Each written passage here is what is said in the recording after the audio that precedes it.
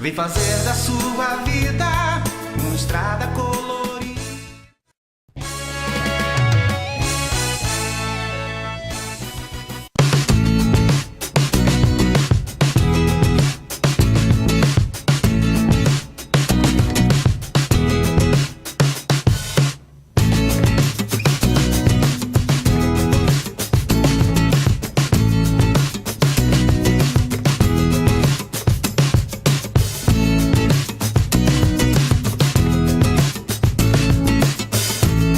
Aridsa no ar. Boa noite, ouvintes, boa noite, internautas. Estamos de volta com mais um Aridsa no ar, um programa super interativo que leva muito conhecimento até você através das resoluções de questões. Estilo Enem. Estamos nos preparando para a prova que vai acontecer daqui a 2 dias, né, professores? 3 dias, na verdade. Então, se prepare, revise conosco, envie dúvidas, envie sugestões ao longo do programa de hoje para você se preparar ainda melhor para essa prova. Hoje nós temos o programa de Ciências da Natureza e temos aqui 2 grandes professores, grandes mestres dessa matéria, o professor Célio Normando e o professor Landim. Boa noite, professores, tudo bom? Sejam bem-vindos. Boa noite, Luciana, professor Célio, nossos caríssimos rádio ouvintes, aos nossos caríssimos internet, espectadores. O programa de hoje, moçada, bem bacana, né? A gente vai tentar lembrar os assuntos mais importantes que caem para vocês lá na prova de Ciências da Natureza do Enem. Tenho certeza que vai ser muito proveitoso para todo mundo, né, professor Célio? Com certeza. Boa noite, Landim, boa noite, Luciana, boa noite a todos os internautas e rádio ouvintes. E esperamos que esse nosso programa de hoje contribua para que a gente possa fazer uma grande prova tanto no sábado quanto no domingo. Né? Perfeitamente, professores. Vai ser um programa maravilhoso, sem dúvida nenhuma. Vamos lá começar com a perguntinha da noite para você já começar participando e concorrer aos nossos prêmios. Vamos lá. A AIDS é causada por vírus ou bactéria? Essa tá fácil, não é, gente? Essa até eu sei. Vou repetir para você. A AIDS é causada por vírus ou bactéria? Professores, dicas? Vamos tentar aqui facilitar ainda mais? Não, mais do que isso. Que é isso, você? Já tem até as opções, né, professor? Isso é verdade, 50% professor. 50% de chance ainda. É verdade. Então participe. Uma letra, um H. Então participe. Professor Célio Normando, questão de número 1. Ok. Vamos lá? Vamos lá. Como sabemos, os choques elétricos podem ser muito perigosos para o ser humano, podendo levá-lo à morte. Quando a corrente elétrica passa pelo corpo, pode causar vários danos, desde apenas formigamentos até queimaduras ou parada cardíaca. Entretanto, o choque elétrico pode ser utilizado em benefício à vida, desde que seja utilizado apenas para estimular a retomada dos batimentos cardíacos quando há ocorrência de uma parada cardíaca. A tabela abaixo vai estar mostrando os valores de tensões elétricas aplicadas numa pessoa em 3 condições diferentes. Quando ela está com a pele seca, quando ela está com a pele úmida e quando ela está bem molhada. Os dados da tabela, vejam vocês, que é de tensão, resistência elétrica do corpo humano e a possível corrente que estará passando por essa pessoa, sob essas condições. A primeira linha é exatamente quando a pessoa está com a pele seca, 10 volts, a resistência da pessoa é de 6.500 ohms. Quando ela está com a pele úmida, com a mesma tensão dos 10 volts, a resistência elétrica do corpo da pessoa atinge a 1.200 ohms. Quando ela está bem molhada, repare então que a resistência elétrica da pessoa diminui sensivelmente, passa a 500 ohms sob a mesma tensão dos 10 volts. Então assim, o que ele quer é, com base nessas tabelas, tanto a lá de cima quanto aqui a do outro lado, que mostra os efeitos estimados da eletricidade. Ele diz aqui o valor da corrente e diz a consequência. Vou ler aqui apenas a primeira. Se a corrente chegar a 1 mA no corpo da pessoa, ela vai apenas perceber que tem algo passando no corpo dela, com um ligeiro formigamento. Se a corrente, por exemplo, atingir os 16 mA, é a máxima corrente tolerável. Assim, com base nessas tabelas apresentadas, é possível então afirmar que para a corrente 1 é um valor mortal, Repara lá na tabela, olha, que o valor mortal é a partir de 3 amperes. Com 3 amperes, então já seria um valor mortal para o ser humano. Entenda que se eu quero calcular a corrente, sabendo a tensão e tendo a resistência, nós vamos aplicar nada mais, nada menos do que a lei de Ohm. A lei de Ohm estabelece que a DDP é diretamente proporcional à intensidade da corrente, desde que a resistência elétrica seja constante, e que é o caso aqui. Quando a pessoa está com a pele seca, a resistência elétrica é constante, de 6.500 ohms. Se a tensão aplicada vai ser de 10 volts, como a tensão é a resistência vezes a corrente, então podemos dizer que a intensidade da corrente vai ser, eu dividi o valor dessa tensão, que é 10, pelo valor da resistência elétrica, que é de 6.500 ohms. Ora, 10 dividido por 6.500, anote, intensidade da corrente 1 será igual então a 10 dividido por 6.500. Se fizermos essa conta, o resultado deste cálculo vai então encontrarmos 0,0015 amperes. Ou seja, a corrente 1 será de 1,5 miliamperes. Olha, gente, 1,5 miliamperes, olha, é um pouquinho superior a 1. Então significa dizer que a pessoa estando com a pele seca, sujeita a essa tensão de 10 volts, ela vai apenas sentir uns ligeiros formigamentos, porque é praticamente perceptível apenas com esta corrente. Se agora a pessoa estiver com a pele úmida, a resistência baixa para 1.200 ohms, então assim naturalmente a corrente vai aumentar. Porque os 10 volts dividido agora por 1.200, vamos encontrar 0,0083 amperes. Ou seja, aproximadamente 8,3 miliamperes. 8,3 miliamperes, olha, já está mais perto de agarrar a mão. Porque com 10 miliamperes, a corrente elétrica faz com que haja uma contração muscular mais forte e aí a pessoa pode então querer agarrar e segurar o fio por onde aquela corrente está passando. Então eu diria que assim estaria muito mais perto de agarrar a mão do que apenas um ligeiro formigamento. No entanto, se a pessoa estiver molhada, bem molhada, aí como a resistência elétrica dela passa para ser 500 ohms, baixa muito, a corrente vai aumentar demais. Mas aumenta a tal ponto que 10 dividido por 500, novamente, a intensidade da corrente foi a tensão, 10, dividido pela resistência, que agora é 500. Então assim, 10 dividido por 500 eu vou encontrar 0,02 amperes, que corresponde então a 20 miliamperes. Ora, se eu for examinar na tabela lá, 20 miliamperes corresponde a quê? Olha, a uma parada respiratória. Então o problema já é mais grave. A pessoa estando molhada é uma corrente de 20 miliamperes que corresponde a uma parada respiratória. Mas observe que nenhuma das 3 correntes atingiu o valor mortal. O valor mortal seria a partir de 3 amperes. A partir de 3 amperes, então, teria morte.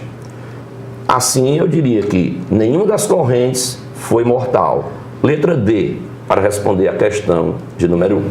Perfeitamente, professor Célio. Então, para você que está em casa, questão de número 1, gabarito é letra D de dado. Vamos lá, professor Landim, questão de número 5. E lá vamos nós, né? Questão número 5.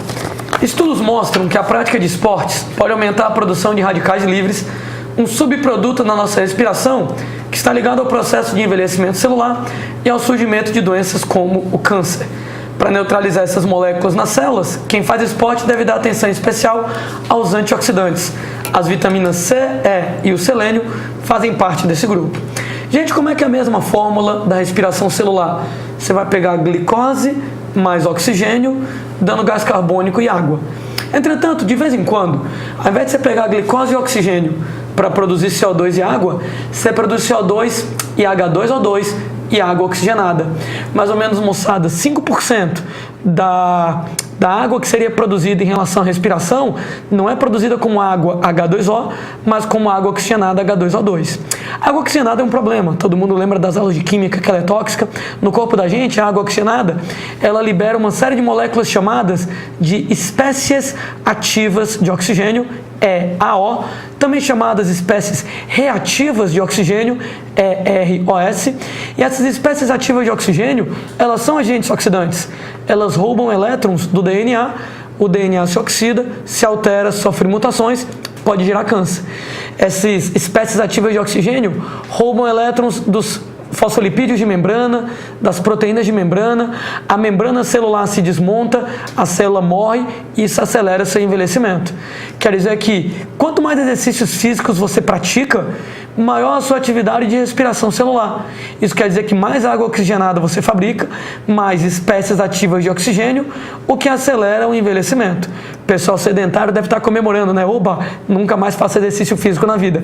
Mas calma que também não é assim. Claro que tudo na vida tem que ser de maneira moderada. Quem faz muito pouco exercício físico, aumenta o risco de obesidade. Nessa brincadeira, moçada, aumenta lá o risco de doenças cardiovasculares associadas. E quem faz muito exercício físico, então não estou falando de você que, sei lá, anda todo dia, dá uma corridinha de vez em quando, vai para academia todo dia. Isso não é muito exercício físico, né? Estou falando daquele povo psicopata que de repente vai lá, passa 2, 3 horas por dia na academia, corre 8.000 quilômetros por dia, pedala 8 milhões de quilômetros por semana. Não, essa realmente já não é mais bacana. Porque quanto maior essa atividade física, maior atividade de respiração aeróbica, como eu disse, mais água oxigenada, mais espécies ativas de oxigênio, maior risco de envelhecimento precoce. Para quem, moçada, é atleta, tanto de maneira moderada como de repente lá de maneira mais exagerada, por assim dizer, moléculas antioxidantes são bacanas. Vitamina C e vitamina E são os principais antioxidantes. Como é que eles agem como antioxidantes? Se oxidando facilmente.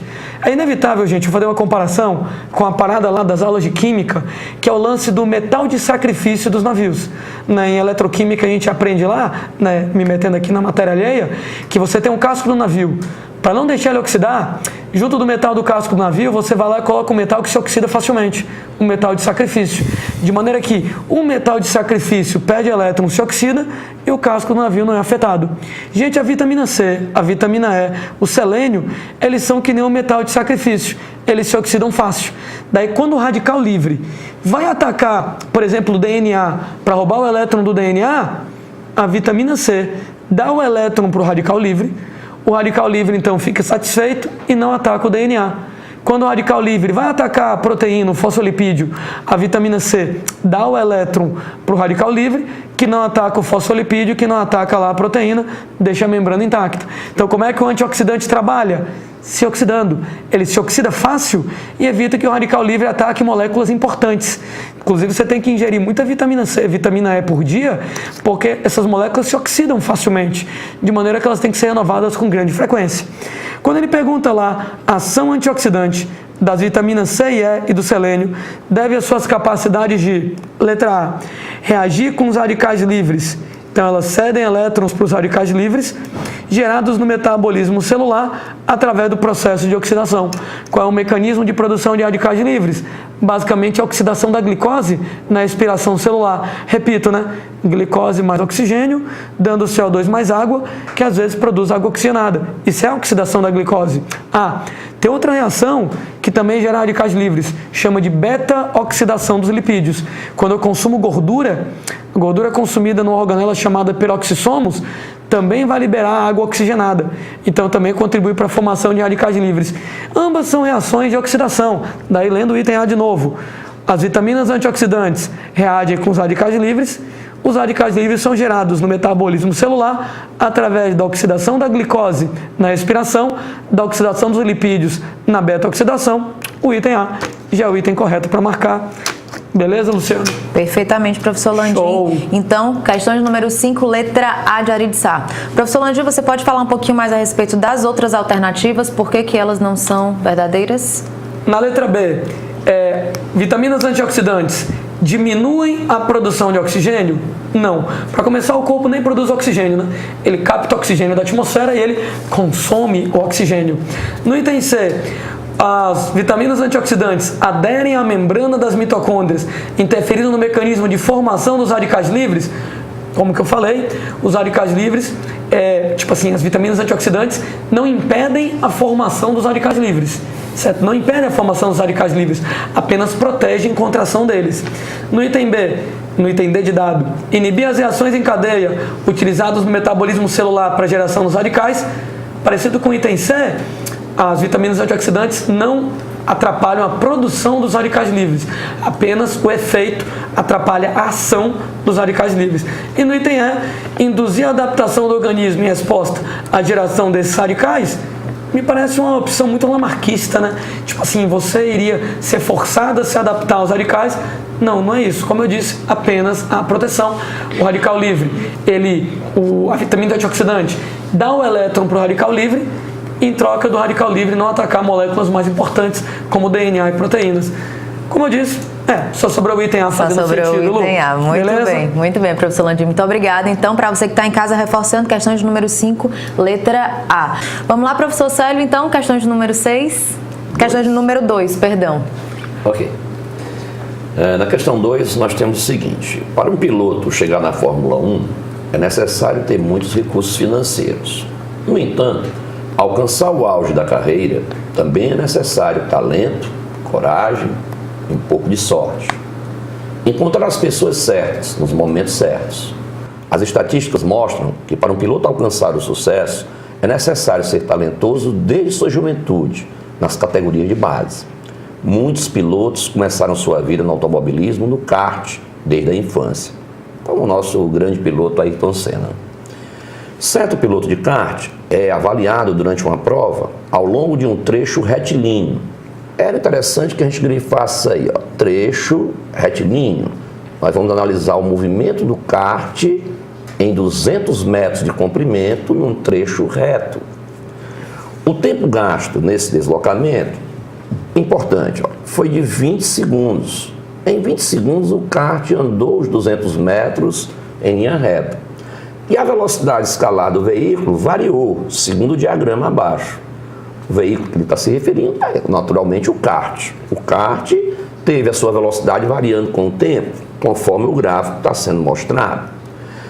Repare que, se a gente examinar o gráfico, vamos começar primeiro, olhando do intervalo de 0 a 12 segundos, a velocidade cresceu. O kart saiu do repouso, a velocidade foi crescendo diretamente proporcional ao tempo, já que o gráfico é uma reta passando pela origem. Lembre-se que, se o gráfico é de velocidade contra o tempo, a área formada com o eixo dos tempos vai me dar o quê? O módulo do deslocamento. E como a trajetória é reta e esse móvel não mudou de sentido, então esse módulo do deslocamento vai ser o próprio espaço percorrido. Naturalmente que de 0 até 12, observa que a figura formada é um triângulo. A área, portanto, seria base 12. Exatamente os 12 segundos do tempo que ele gastou.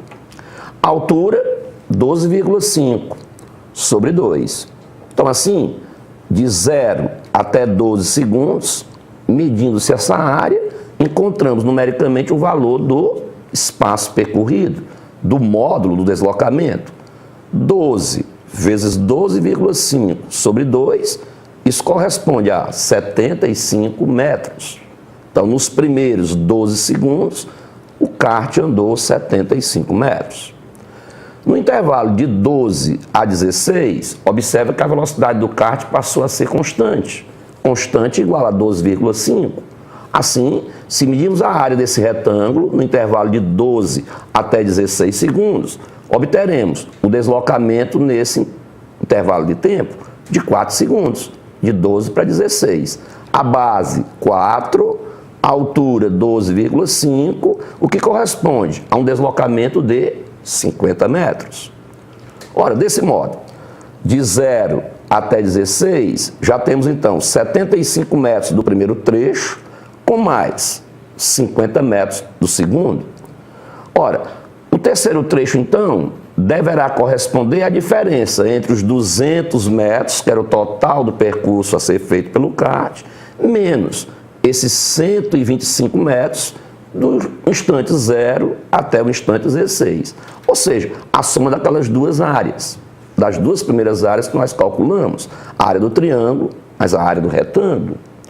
Dessa forma, a terceira área, que corresponde exatamente aí a um trapézio, deverá corresponder a um deslocamento de 200 menos os 125 metros.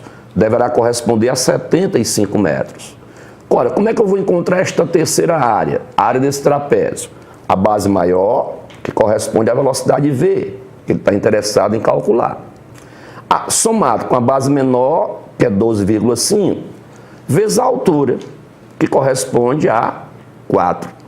Base maior, V, somado com a base menor, 12,5, vezes a altura, que é 4, sobre 2. Isso deverá ser igual a quanto? A 75 metros, que foi o deslocamento nesse último trecho, para completar os 200 metros, que foi a trajetória total que ele percorreu. Ora, se fizermos este cálculo, então vamos obter o quê? 2, que multiplica V mais 12,5, porque nós dividimos o 4 pelo 2. Então ficou 2, que multiplica V mais 12,5, igual a 75. 2V mais 25 igual a 75. 2V igual a 50. Logo assim, a velocidade V será de 25 metros por segundo. No entanto, observe que as opções todas estão em quilômetro por hora. Vamos ter que transformar então esses 25 metros por segundo para quilômetro por hora. Basta multiplicarmos por 3,6. 25 vezes 3,6, o kart, então, no instante 20 segundos, no final do deslocamento dos 200 metros, atingiu 25 vezes 3,6, 90 km por hora. Letra A é a resposta para a questão número 2. Perfeitamente, professor Célio. Então, questão de número 2, letra A de Aridiçá. Lembrando que já estamos na terceira questão, né? Já respondemos as questões 1 e 2, professor Célio. O professor Landinha já respondeu a questão 5 e agora vai se dirigir para a questão de número 6. Vamos lá, professor Landinha. E lá vamos nós, questão, gente, de número 6. Durante muito tempo, os cientistas acreditaram que variações anatômicas entre os animais fossem consequência de diferenças significativas entre seus genomas. Genoma, né, moçada? É o conjunto de genes que o indivíduo tem. Então, antigamente, o pessoal tinha uma ideia de que quanto mais genes o indivíduo tinha, maior é a complexidade dele. Por exemplo, a gente tinha ideia, por exemplo, que o homem ele é mais complexo do que uma lombriga, por exemplo. É porque o homem teria uma quantidade de genes maior. Mas a moçada descobriu que não é por aí. Olha o que é que o texto diz. Porém, os projetos de sequenciamento de genoma revelaram o contrário. Hoje sabes que 99% do genoma de um camundongo é igual ao do homem, apesar das notáveis diferenças entre eles. Ou seja, não é porque você tem uma complexidade maior que você tem um número de genes necessariamente maior. Então o homem ele é muito mais complicado, por exemplo, que um camundongo, do que, por exemplo, a lombriga, e o número de genes ele é muito parecido. Então o que é que dá a diferença da gente? Por que um é mais complicado, por exemplo, lá do que o camundongo, se o nosso número de genes é praticamente igual? Ele começa a responder. Sabes também que os genes ocupam apenas cerca de 1,5% do DNA e que menos de 10% dos genes codificam proteínas que atuam na construção e na definição das formas do corpo. O restante, possivelmente, constitui DNA não codificante. Gente, o DNA não codificante, ele é apelidado pela gente de DNA lixo.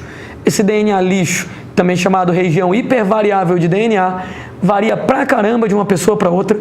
Em outras palavras, todo mundo que existe no planeta tem um DNA lixo, uma região hipervariável de DNA diferente, excetuando clones, né? Excetuando lá gêmeos univitelinos.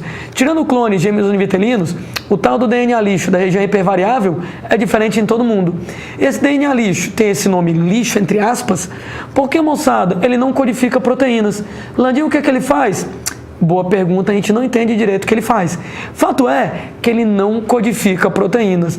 Landim, como diabos surgiu o DNA lixo que não serve para nada? Duas hipóteses. Alguns vírus entraram em células da gente há milhões, bilhões de anos e nunca mais saíram. Esses vírus que entraram, o DNA deles não saíram mais, acabaram se incorporando ao nosso material genético como DNA lixo. Você tem, moçada, ainda que a gente chama de genes fósseis. Como é que é isso? Genes que eram genes de ancestrais nossos. Então, ancestral seu de, sei lá, 1 milhão de anos atrás, tinha um gene. esse gene perdeu a necessidade em você, perdeu a função, virou DNA lixo. Até hoje está em você. 98,5% do seu DNA não codifica proteínas. E como eu disse, aparentemente não serve para nada. Ele vai lá e coloca no texto. Como explicar então as diferenças fenotípicas, por exemplo lá, a diferença entre você e o camundongo, entre as diferentes espécies animais? A região pode estar na região não codificante do DNA. Em 2003 foi concluído o projeto Genoma Humano. Quando o projeto Genoma Humano foi concluído, a gente viu realmente que 98,5% do nosso DNA é lixo, aparentemente não tem função, e algo em torno, moçada, lá, de 1,5% somente são genes. Esses genes ainda tem um detalhe extra. Esses genes, moçada, eles são mais ou menos 24 mil genes no humano para codificar 100 mil proteínas. O modelo clássico de funcionamento do gene dizia que cada gene fabrica uma proteína. Mas, gente, se são 24 mil genes e 100 mil proteínas, o resultado é que cada gene fabrica mais de uma proteína. E a gente começou a entender isso com o estudo do DNA lixo. Parte do DNA lixo se chama intron. Para quem não lembra do intron, é aquele DNA lixo que está dentro do gene, quebrando um gene em pedaços chamados de exons, que são os pedaços que realmente codificam proteínas, e os introns, o tal do DNA lixo. Toda vez que eu vou fazer uma proteína, eu pego o gene com direito ao exon que funciona, ao intron que não funciona, fabrico uma molécula de pré-RNA mensageiro, e esse pré-RNA mensageiro passa por um processo chamado de splicing. Belo nome, né? Splicing lá é você tirar os introns, tirar o DNA lixo, colar os exons, que é o DNA codificante, para poder organizar um RNA mensageiro maduro que fabrica a proteína decente. Entretanto, nós descobrimos que quando eu faço splicing, cada célula faz de um jeito diferente. Então, a célula X, ela de repente faz o splicing, tirando alguns introns e alguns exons, ou seja, a parte que não é útil, e tira alguns pedaços de parte útil para fazer uma proteína diferente. E o resultado, que cada célula, com o mesmo gene, com o mesmo pré-RNA mensageiro, tira introns e exons de modo diferente para fabricar proteínas diferentes. E é por isso que a gente tem 24 mil genes e 100 mil proteínas. O mesmo gene, cada célula pode editar o pré-RNA mensageiro para fabricar proteínas diferentes. E é isso que explica por que você é mais complicado que o rato. O número de genes é mais ou menos o mesmo na gente e no rato. Entretanto, você é muito mais complexo do que o rato devido à sua habilidade de fazer splicing alternativo. Com o mesmo gene, fabricar proteínas diferentes. E olha então o que é que a questão coloca pra gente. A região não codificante do DNA, que eu estou apelidando de DNA lixo, pode ser responsável pelas diferentes pelas diferenças marcantes no fenótipo, porque contém, letra A, sequências de DNA que codificam proteínas? Não, o DNA lixo não codifica proteínas. Letra B, uma enzima? Não, peraí, DNA é DNA, enzima é enzima. Então, DNA é feito de nucleotídeos, enzimas são feitas de aminoácidos. Letra C, centenas de aminoácidos. Acabei de dizer que o DNA é feito de nucleotídeos, de adenina, citosina e tal, não de aminoácidos que formam proteínas. Letra D, informações que, apesar de não serem traduzidas em sequências de proteínas, interferem no fenótipo, ou seja, o DNA lixo não é codificante, não é traduzido em proteínas, mas interfere como? Por exemplo, através dos introns, fazer o splicing alternativo, produzir proteínas diferentes com o mesmo gene. O item D de dado me parece o item correto. No item E, contém genes, ele diz assim, né? Região não codificante do DNA pode ser responsável pelas diferenças marcantes no fenótipo, porque contém genes, não. O DNA lixo não tem genes, ele não é codificante, ele não codifica proteínas. Ficamos então com a letra D. Não codifica proteínas, mas no DNA lixo tem informações que não são traduzidas, mas interferem como? Splicing alternativo. Ajuda o gene, quando ele de repente a ser traduzido em proteínas diferentes em cada célula para aumentar o grau de complexidade. Letra D de dado, Luciana. Perfeitamente, professor Landim. Então, questão de número 6, letra D de dado. Lembrando para você que está chegando agora a nossa perguntinha da noite, a AIDS é causada por vírus ou bactérias? Bactéria. A AIDS é causada por vírus ou bactéria? Os professores estão se recusando a dar qualquer dica, porque está fácil demais. Então, participe e concorra aos nossos prêmios respondendo a essa pergunta. Quer falar, Luciana? Quem não lembrar dessa merece um moi de peia essa altura do campeonato. Faltando 3 dias para o Enem, né, professor? Merece um moi de peia, eu diria. Vamos lá, professor Célio Normando, questão de número 3. Ok. Mergulhar significa entrar de cabeça em uma piscina. Logo, a água deve ter uma profundidade suficiente para que você não bata no fundo muito rápido e não corra o risco de machucar a cabeça ou a coluna. A Cruz Vermelha considera 2,74 metros uma boa profundidade para mergulho se você quer estar especialmente seguro. Mas a área de mergulho em muitas piscinas é de 2,4 metros de profundidade. Se você não está certo da profundidade da piscina, é melhor evitar fazer mergulho nela. Pode ser difícil avaliar a profundidade só de olhar. Certa piscina contém água de índice de refração absoluto. Vamos grifar isso, ó. Índice de refração absoluto da água, 4 terços. 4 terços. E a sua base está a 3 metros abaixo da superfície livre. Ou seja, a profundidade real da piscina é de 3 metros. Portanto, está dentro daquilo que a Cruz Vermelha determina, que 2,74 metros é uma boa profundidade. Essa tem 3 metros de profundidade. A profundidade real da piscina é de 3 metros. A pessoa está olhando na beira da piscina, perpendicularmente para o seu fundo, isto é, a base, e então ela terá a impressão de vê-lo. De vê-lo como? Um pouco mais acima, um pouco mais abaixo, ou realmente vai conseguir ver a 3 metros de profundidade? Ora, repara que a questão se trata de um dióptro plano.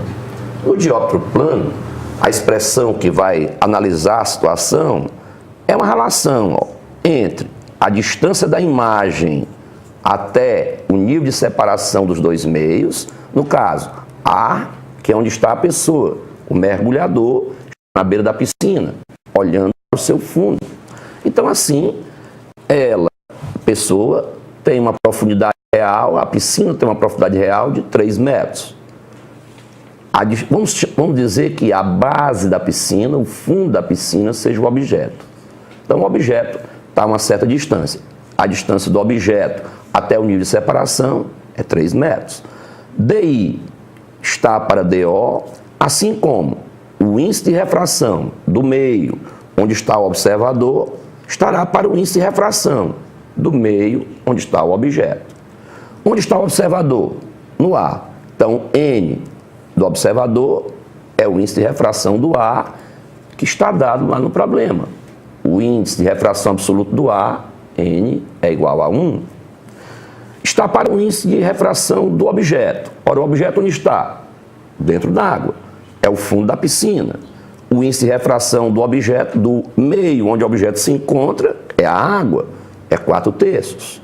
Assim eu tenho DI, escreva, dividido por 3, porque 3 é exatamente a profundidade real. O que nós vamos encontrar vai ser a profundidade aparente. Assim eu vou ter DI sobre 3 igual N do observador, está no A, é 1, dividido pelo N, onde está o objeto, é na água, 4 terços. DI sobre 3 igual a 1 dividido por 4 terços. Portanto, DI sobre 3, anotando, DI sobre 3 igual a 3 quartos, o inverso de 4 terços. Assim, DI vai ficar igual a quanto? 3 vezes 3, 9, 9 dividido por 4. DI é igual a 2,25 metros. Isso quer dizer, então, que, aparentemente, parece que o fundo da piscina está 0,75 metros mais próximo, porque a profundidade real era 3. Ele está conseguindo ver que o fundo da piscina está a 2,25 metros abaixo do nível da água. Então, é como se o fundo da piscina tivesse subido 0,75 metros. Ou seja, em relação a isso aqui, a profundidade real. Assim, como ele diz lá, quando a pessoa está na beira da piscina e olha perpendicularmente para o seu fundo, para a base, terá a impressão de vê-lo 0,75 metros mais próximo em relação à profundidade real. Opção C, de certeza, da sua aprovação. Vamos lá, professor Landim, questão de número 7. Questão número 7, moçada. O vírus do papiloma humano, o HPV na sigla em inglês, causa o aparecimento de verrugas e infecção persistente, sendo o principal fator ambiental no câncer de colo de útero nas mulheres. O vírus pode entrar pela pele ou por mucosas do corpo, o qual desenvolve anticorpos contra a ameaça, embora em alguns casos a defesa natural do organismo não seja eficiente. Foi desenvolvida uma vacina contra HPV que reduz em até 90% as verrugas e 85,6% dos casos de infecção persistente em comparação com pessoas não vacinadas, né? A gente lembra para vocês que 4 tipos de HPV, que é o 6, o 11, o 16 e o 18, são responsáveis pela maior parte dos casos de câncer de colo uterino. E você tem 2 vacinas contra o HPV, né? Você tem lá a vacina bivalente, você tem a vacina quadrivalente, bivalente contra o 16 e o 18 e a quadrivalente contra os 4 tipos, claro, mais eficiente. Ele pergunta lá, o benefício da utilização dessa vacina é que pessoas vacinadas, em comparação com as não vacinadas, apresentam diferentes respostas ao vírus HPV em decorrência de... Gente, você chama pelo nome de antígeno uma molécula orgânica estranha ao seu organismo. Cuidado para não confundir antígeno com patógeno. Antígeno é uma molécula orgânica, é uma proteína, é um lipídio, é um carboidrato. E patógeno, pato quer dizer doença, é um organismo causador de doença. É um vírus, é uma bactéria e aí vai. Qual é a relação entre o antígeno e o patógeno? O antígeno é uma molécula do patógeno. Então, por exemplo, o vírus HPV, ele é um patógeno e a proteína do vírus HPV é um antígeno. Por exemplo, a bactéria da tuberculose, ela é um patógeno. O carboidrato da parede celular da bactéria da tuberculose, ela é um antígeno. Toda vez que entra um antígeno, uma molécula orgânica estranha em você, você vai acabar desencadeando uma resposta imunológica. Ela pode ser 2 tipos. Resposta imune primária é o seu primeiro contato com o antígeno.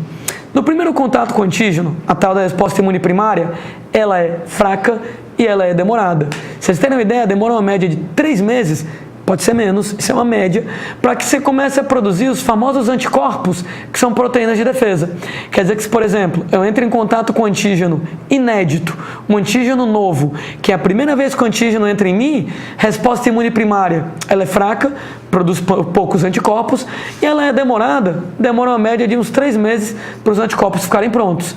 Gente, às vezes isso não é suficiente, porque, por exemplo, tem muitas doenças que elas matam muito mais rápido. Por exemplo, se Deus me livre, você de repente entrar em contato com a bactéria do tétano. A bactéria do tétano tem lá mais ou menos 40 dias de incubação e você morre em 2, 3 semanas.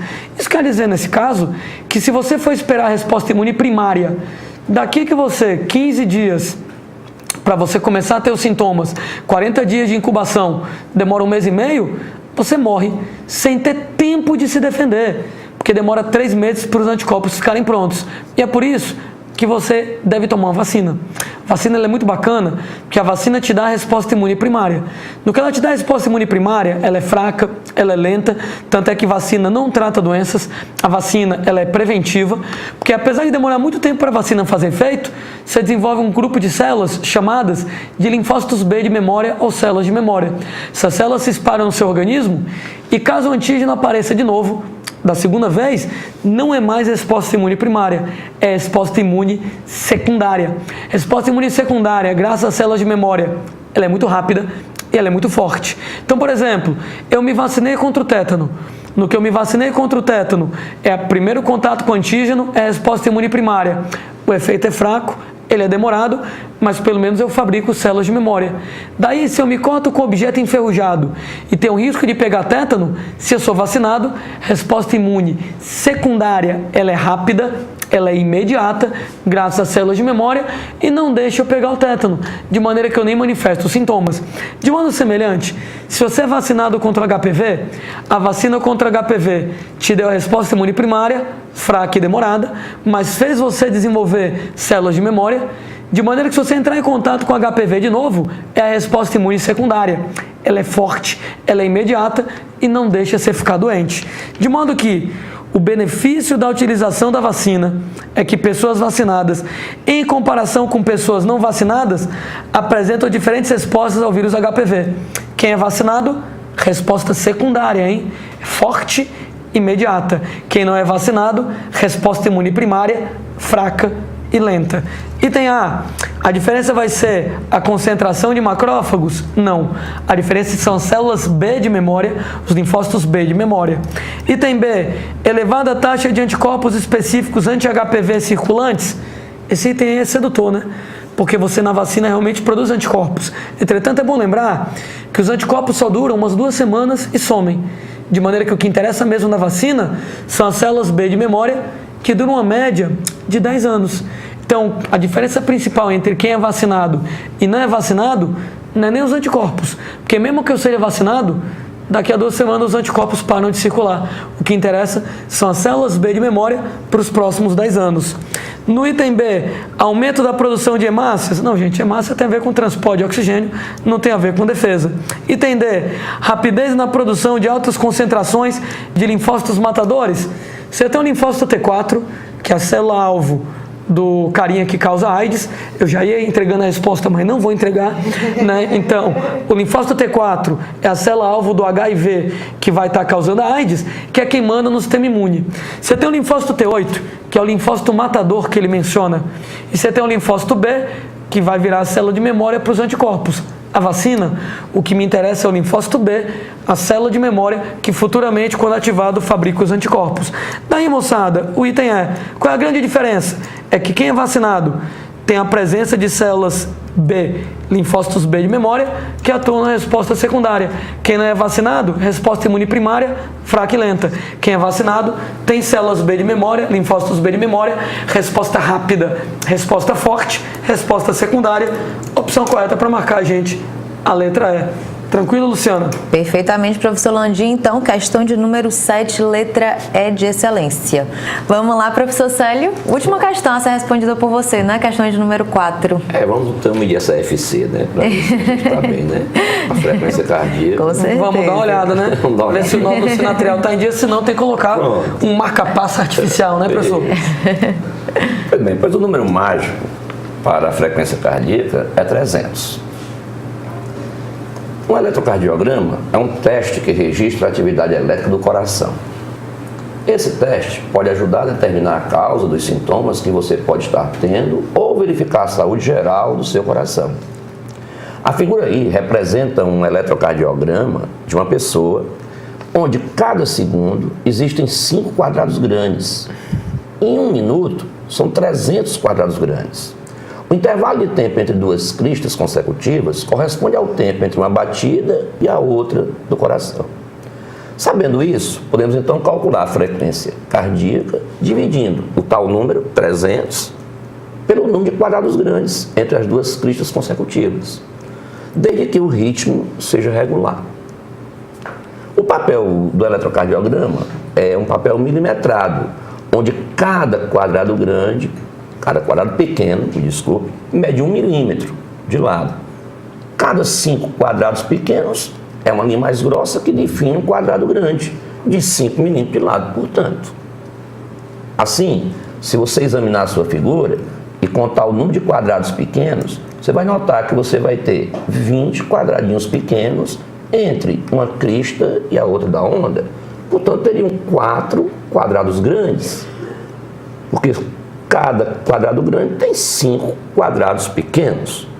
Assim, se a gente dividir o 300, que é o número mágico, pelo número de quadrados grandes que eu tinha, que eram 4, eu vou passar a ter a frequência cardíaca dessa pessoa. Se 300 dividido por 4, vamos ter então 75 batimentos por minuto. Ora, repare que se há um quadrado grande entre as 2 cristas, seriam 300 batimentos por minuto. Se tivéssemos 2, seriam 150. Se tivéssemos 3 quadrados grandes, teríamos o quê? Uma frequência de 300 por 3, 100 batimentos por minuto. Como temos 4 quadrados grandes, então Então, vamos ter uma frequência cardíaca, um FC, de 75 batimentos por minuto. Ora, 75 batimentos por minuto, dividindo isso por 60, eu vou ter em batimentos por segundo, que é o Hertz, que é a unidade de frequência no sistema internacional. Observe ainda que a distância entre duas cristas consecutivas, essa distância mede o comprimento de onda. Então, assim, o comprimento de onda aí, no caso, seria 4 vezes 5. Porque são 4 quadrados grandes, 5 é o número, é o lado de cada quadrado grande. Ou seja, são 20 quadrados pequenos e cada quadrado pequeno tem 1 milímetro de lado. Portanto, esse comprimento de onda corresponde a 20 milímetros. Observe, então, que o que ele quer saber é a velocidade com que o papel está saindo do eletrocardiógrafo, em milímetros por segundo. A equação fundamental da ondulatória diz o quê? Que a velocidade da onda nada mais é do que o produto do comprimento de onda pela frequência. Ora, a frequência nós já medimos, era 1,5 batimentos por segundo, 75 batimentos por minuto.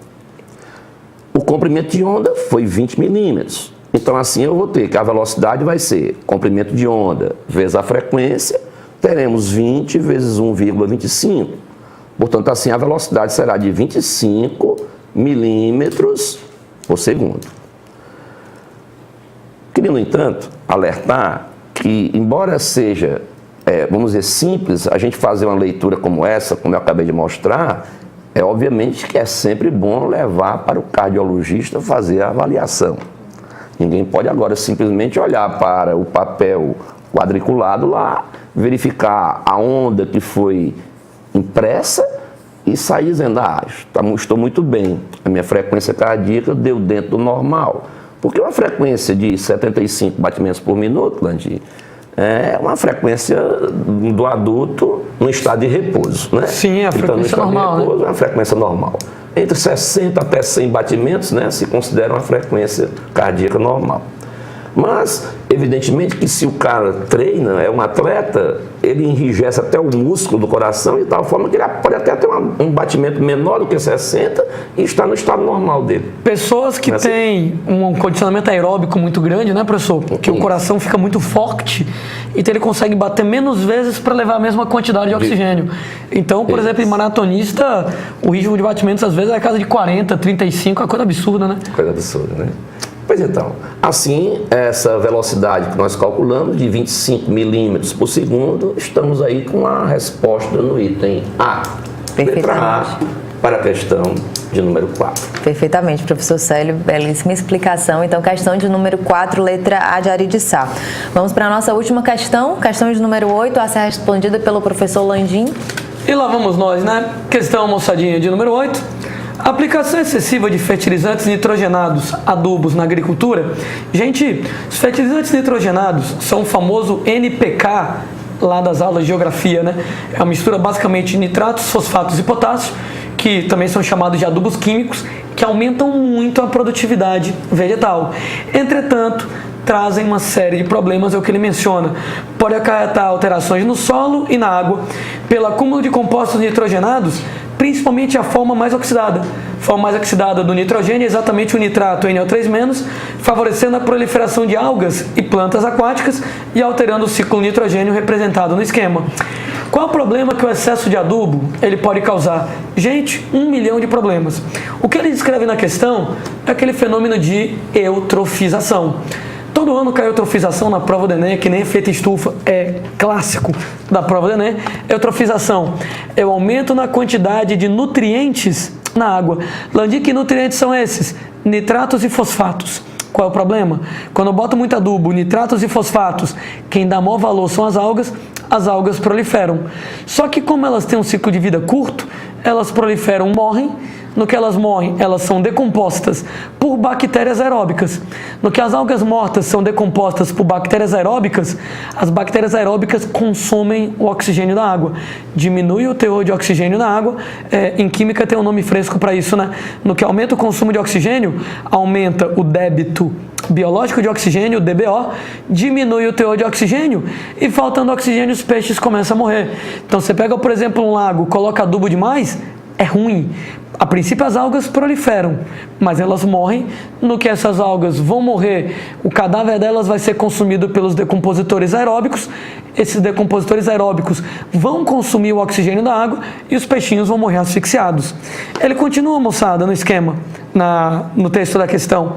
A espécie nitrogenada mais oxidada, nitrato, tem sua quantidade controlada por ação de micro-organismos que promovem a reação de redução dessa espécie no processo denominado de desnitrificação. Cara, você podia fazer essa questão se você soubesse 2 dedinhos de química e não soubesse muita biologia não, né? Porque em química de modo mais simples, a gente costuma colocar de modo simplificado que quando você adiciona oxigênios ou você remove hidrogênios, você oxida. Adicionar oxigênios ou remover hidrogênios, você oxida. E quando você adiciona hidrogênios ou remove oxigênios, você reduz. Adicionar hidrogênio, remover oxigênio, você reduz. Então analisa comigo o ciclo do nitrogênio que ele descreve. Do N2 para o NH3, a gente tem a primeira etapa, número 1, se chama de fixação. Notem, moçada, que ela é uma redução, porque do N2 para NH3 eu adicionei hidrogênios. Adicionar hidrogênios é redução. Quem fixa o nitrogênio do N2 para amônia são bactérias chamadas de Rhizobium. Essas bactérias Rhizobium vivem associadas com raízes de plantas leguminosas. Da amônia NH3 para o amônio NH4+2, não tem um nome para isso. Eu diria que apenas é a ionização da amônia. Amônio em meio aquoso costuma se ionizar e fabrica NH4+, íons amônio. Do NH4+, 3 para o NO2-, notem que a gente tem uma reação chamada de nitrosação. Então, do NH4+, para o NO2-, 3, nitrosação, eu adicionei oxigênio. E adicionar oxigênio, claro, é oxidar. Do NO2-, 4 para o NO3- é a nitratação. E você está adicionando oxigênio, né? De NO2 para NO3, entrou oxigênio, é outra atividade de oxidação. E por fim, do NO3- nitrato para o N2, NO3 para N2 eu tirei oxigênio, então vou reduzir. Olha que o texto ele comenta que a espécie nitrogenada mais oxidada, a mais oxidada é o nitrato. Tem sua quantidade controlada por ação de micro-organismos que promovem redução. Do nitrato, NO3-, que é a forma mais oxidada, para o N2, eu tirei oxigênios na redução. Ele está chamando isso de desnitrificação. Então, a etapa 5, ela é a desnitrificação. É pegar o nitrato, a forma mais oxidada, tirar oxigênios para formar N2, se eu tiro oxigênios, é a redução, e a redução da forma de nitrato mais oxidada por N2, número 5, desnitrificação. Processo citar desnitrificação, letra E, é a de número 5. Só para repetir rapidinho, gente. Sim, com certeza. Do N2 para amônia 1, se chama fixação. Da amônia para o NH4+, 2, não tem nome. É apenas a ionização da amônia. Do amônio NH4+, para o NO2-, 3, é a nitrosação. O NO2- é o nitrito. Do NO2- para o NO3-, 4, é a nitratação. Para fabricar nitratação, o NO3- nitrato. E a última etapa do nitrato, 5 para o N2, é a desnitrificação, que é o que a questão quer, letra E. Luciana, é com você de novo. Perfeitamente, professor Landim, muito obrigada. Então, última questão a ser respondida pelo professor Landim. O gabarito é a letra E de excelência. Vamos para o nosso gabarito da noite. Acabou o nosso tempo? Acabaram nossas questões, então anote aí no seu encarte as nossas respostas. Vamos lá, questão de número 1, letra D, questão de número 2, letra A, 3, letra C, 4 e 5, letra A, 6, letra D de dado, 7 e 8, letra E de excelência. Professores, quanta honra recebê-los aqui mais uma vez. Considerações finais, dicas para a prova, aí para os nossos vestibulandos. Assim, na parte das ciências da natureza, com relação à física, é bom sempre dar uma examinada nos gráficos. Gráficos sempre têm acontecido nas provas, não só em física, mas como em matemática, como em biologia, como na química, sempre tem tido questões com gráficos. Ondulatória, uma abordagem que nós fizemos aqui, uma das questões, potência elétrica, energia, de uma forma geral, magnetismo, as lâmpadas, efeito Joule, fenômenos ópticos, lei de Ohm. Então, acho que por aí é que vai caminhar a prova do Enem. Perfeitamente, professor. Professor Landim? Bom, gente, as questões que eu fiz estão bem no tema do Enem, né? Então, ecologia, imunologia, a parte de citologia e bioquímica, eu acho que é o foco principal pra gente, viu, Luciana? Perfeitamente, professor Landim. Então, a você que nos assistiu hoje, muito obrigada. Amanhã teremos Linguagens e Humanas com os professores João Filho e Sérgio Feitosa. Então, convido você a nos assistir amanhã. Um beijo e até mais.